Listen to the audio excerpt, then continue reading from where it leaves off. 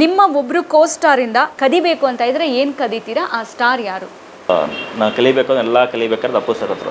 ಕದಿಬೇಕು ಅಂದರೆ ಉಪ್ಪಿ ಸರ್ದು direction level ಕಲಿಬೇಕು. ಭಾರ್ಗವ್ ಬಿ ವಿ ಅವರು ಸಪೋಸ್ ಒಂದು ಕಂಪನಿ ಆಗಿದ್ರೆ ಕ್ಯಾಚಿಂಗ್ ಲೈನ್ ಏನಂತ ಇರುತ್ತೆ? ಡೇ ಟು ಡ್ರೀಮ್ ಅಂತ ಇರುತ್ತೆ. If you dream make it done ಅಂತ ಇರುತ್ತೆ. ನಿಮ್ಮ ಒಂದು ಸಿನಿಮಾನ ಮತ್ತೆ ಡಿಫ್ರೆಂಟ್ ಆಗಿ ಯೂನಿಕ್ ಆಗಿ ಏನಾದರೂ ಒಂದು ಸ್ವಲ್ಪ ಕರೆಕ್ಷನ್ ಮಾಡಿ ರಿಲೀಸ್ ಮಾಡೋಣ ಅಂತ ಇದ್ರೆ ಯಾವ ಸಿನಿಮಾ? ರಿಲೀಸ್ ಆಗಿರೋದು ಆಗಬೇಕಾಗಿರೋದು ಎನಿ ಒನ್. ಆ್ಯಕ್ಚುಲಿ ನಮ್ಮ ಟೆಡಿವೇರ್ ಮೂವಿಲಿ ರಿಲೀಸ್ ಆಗ್ತಿದೆಯಲ್ಲ, ಸೊ ಕರೆಕ್ಷನ್ ಅಂತ ಏನಿಲ್ಲ, ಬಟ್ ಬಜೆಟ್ ಜಾಸ್ತಿ ಇನ್ನೂ ಸೂಪರಾಗಿ ಮಾಡೋದಾಗಿತ್ತು ಅಂತ ಒಂದು ಐಡಿಯಾ ಇತ್ತು.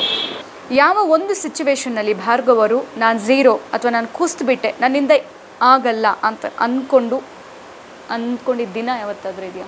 ಅದು ಅದೇ ನನ್ನ ಫಸ್ಟ್ ಮೂವಿ ಟೈಮಲ್ಲಿ, ಅಂದರೆ ಸುಮಾರು ನಾನು ಹೇಳ್ದಂಗೆ ಇನಿಷಿಯಲ್ ಅವಮಾನಗಳಾಗುತ್ತೆ. ಅಂದರೆ ನಾವು ಬಂದಿರೋದು ಏನಕ್ಕೆ ಅಂತ ಒಂದು ಕ್ವಶನ್ ಮಾರ್ಕ್ ಆಗಿಬಿಡುತ್ತೆ. ಅಂಥ ಟೈಮಲ್ಲಿ ನಾವು ಅಲ್ಲೇ ಹಿಂದೆ ಹೋಗ್ಬಿಟ್ರೆ ಏನು ಸಾಧಿಸೋಕ್ಕಾಗಲ್ಲ. 99 ಪ್ರಾಬ್ಲಮ್ಸ್ಗೆ ಒಂದು ಸೊಲ್ಯೂಷನ್ ಅಂದರೆ ಏನು? ಒಂದು ಸೊಲ್ಯೂಷನ್ ಅಂತ ಹೇಳಿದ್ರೆ ignore, keep smiling, be happy. ಈ ಪದಗಳನ್ನು ಕೇಳಿದ ತಕ್ಷಣ ಯಾರು ನಿಮ್ಮ ಮೈಂಡಿಗೆ ಬರ್ತಾರೆ ಅವ್ರ ಹೆಸರು ಹೇಳಬೇಕು.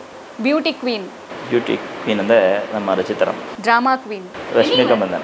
ನಾರದುವಿನಿ ಗೊತ್ತಿಲ್ಲ ಇದು ನನಗೆ, ಗೊತ್ತಿಲ್ಲ ನಿಜ. Okay. Box full of secrets ನಮ್ಮ ಗೋಲ್ಡನ್ ಸ್ಟಾರ್ ಗಣೇಶ್ ಅವ್ರ ಹತ್ರ. ಓಕೆ. ವಾಟ್ಸಪ್ ಹೆವಿ ಮೆಸೇಜ್ ಕಳಿಸೋರು ಸುಮಾರು ಜನ ಇದ್ದಾರೆ. ಪಟ ಮಾತು ನಮ್ಮ ಡೈರೆಕ್ಟರ್. ಓಕೆ. ಜಾಲಿ ರೈಡ್ ಹೋಗಬೇಕು ಅಂದರೆ ಜಾಲಿ ರೈಡ್ ಅಂತ ಹೇಳಿದ್ರೆ ನಮ್ಮ ಪ್ರೊಡ್ಯೂಸರ್ಸ್.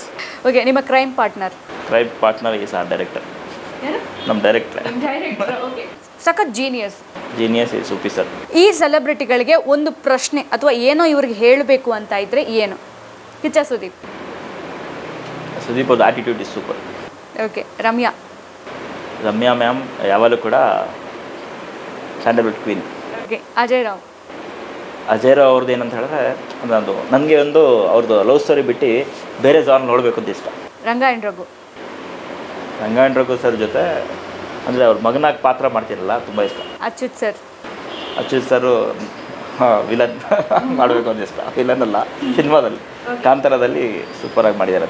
ರಿಷಬ್ ಶೆಟ್ರು ಡೈರೆಕ್ಷನ್ ಸೂಪರ್.